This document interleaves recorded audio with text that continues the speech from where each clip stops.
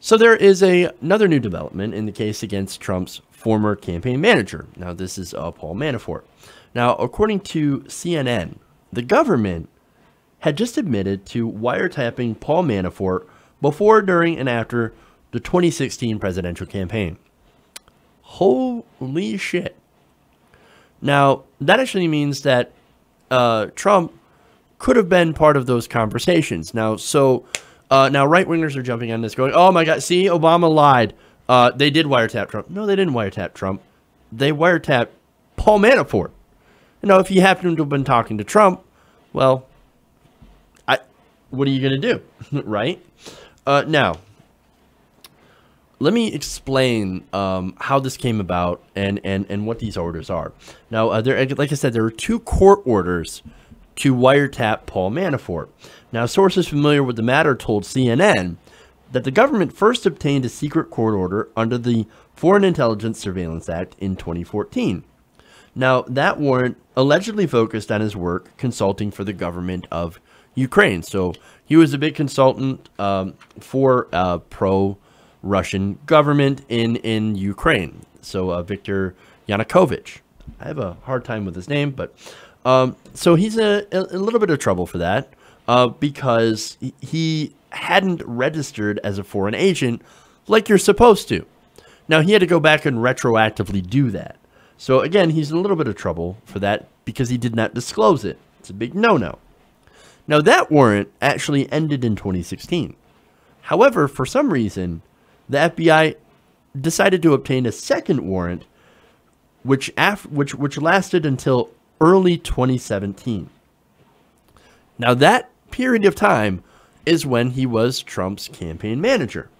Now, Manafort was speaking with Trump, so there's a possibility that there could be some tapes. Very interesting. Now, the second warrant was part of the ongoing investigation into ties between Donald Trump's campaign and the Russian government. So, make no mistake, this is a big deal, right?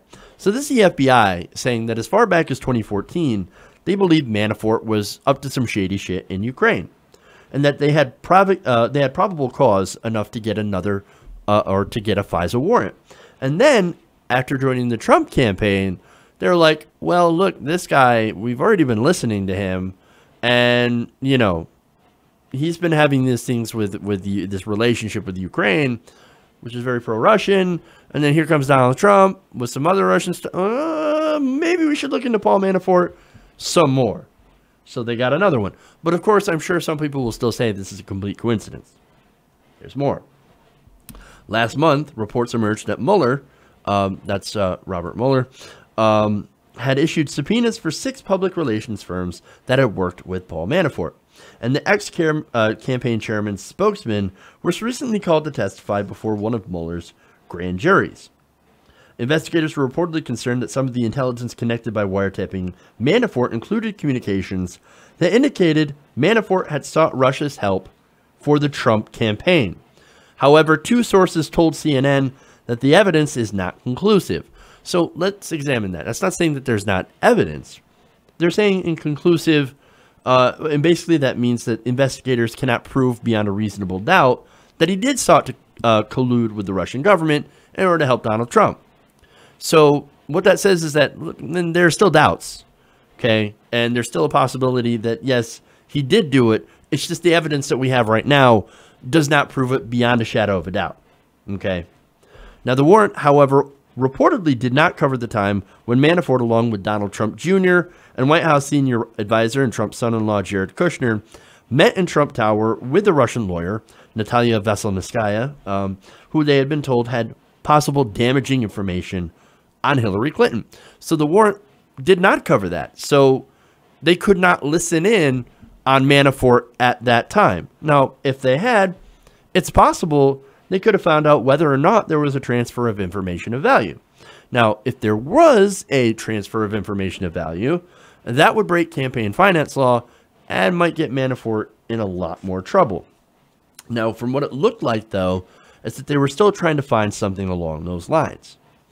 Now, something else that happened was the details of the raid on Manafort's home. Now, that came to light in a New York Times report on Monday. Now, they reported that after agents raided his home with a no-knock search warrant this summer, which, by the way, they didn't just, not knock. They also picked his lock. Mueller's prosecutors told Manafort that they had planned to send him an indictment. The story says the feds decided to pick the lock on Manafort's front door because they feared he might try to destroy evidence. They took binders stuffed with documents and copied computer files, looking for evidence that Mr. Manafort set up secret offshore bank accounts. They even photographed the expensive suits in his closet. Now, that same piece described Mueller's tactics in dealing with Manafort and dealing with the investigation overall as, quote, shock and awe. Wow. Now, and furthermore, it goes on to explain how Mr. Mueller has obtained a flurry of subpoenas to compel witnesses to testify before a grand jury. Lawyers and witnesses say, sometimes before even his prosecutors have taken the first customary step of interviewing those people. Now, they also wrote that at least 3 witnesses have recently been subpoenaed to testify about Mr. Manafort. This is Jason Maloney, a spokesman who appeared before the grand jury for more than 2 hours on Friday, and the heads of 2 consulting firms. Now, one of these firms is going to sound very familiar. This is Mercury Public Affairs and the Podesta Group. Wait, the Podesta Group? Oh, that's very interesting. That's headed up by Tony Podesta.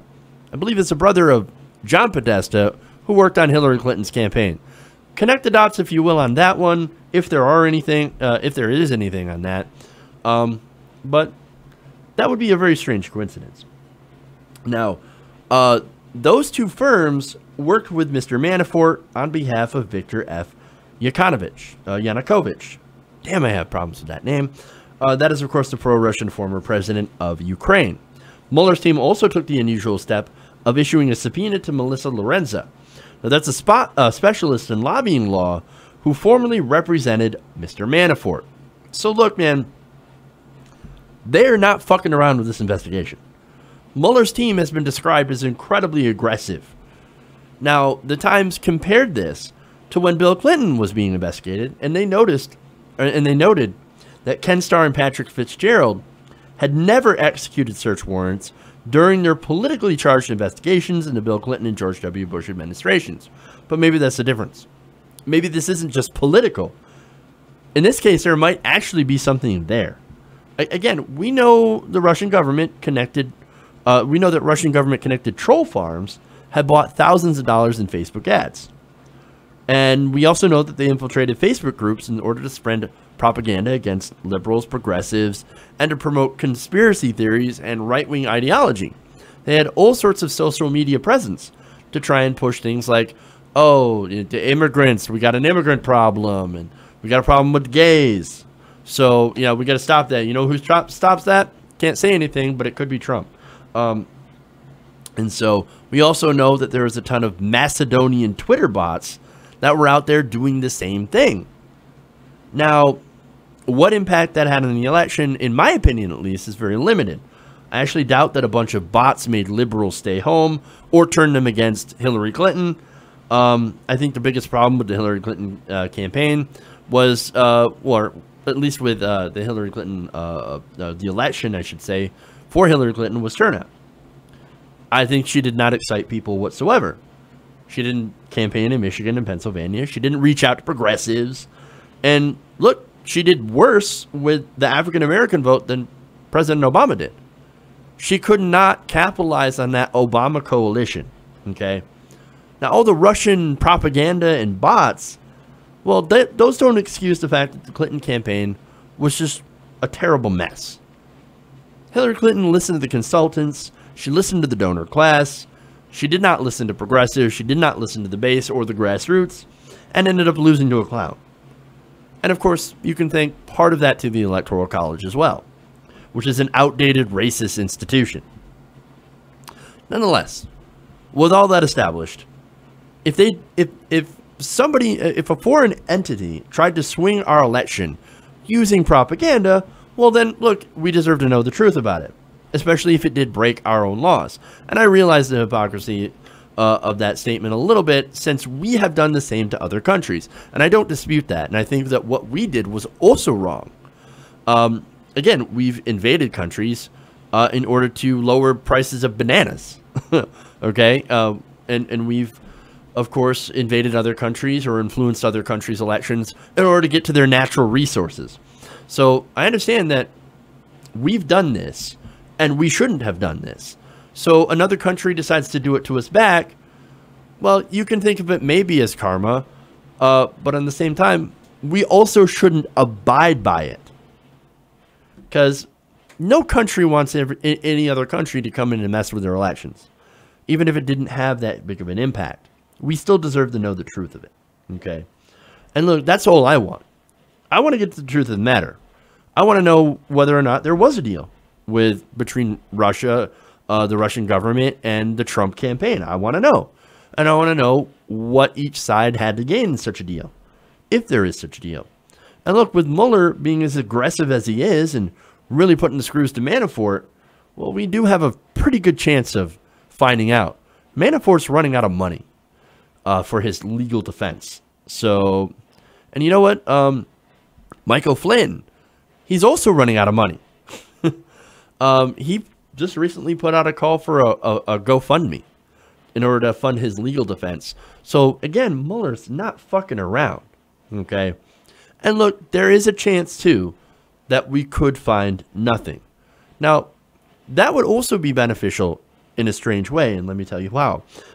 It would be beneficial for this investigation to be over one way or the other, so that we could finally stop talking about it and actually talk about issues other than the investigation, issues other than the 2016 election, issues other than possible Russian interference. We should actually talk about things like, and I say we, but I really kind of mean more of the corporate media, the mainstream media, which actually tends to focus on this stuff more than they do anything else.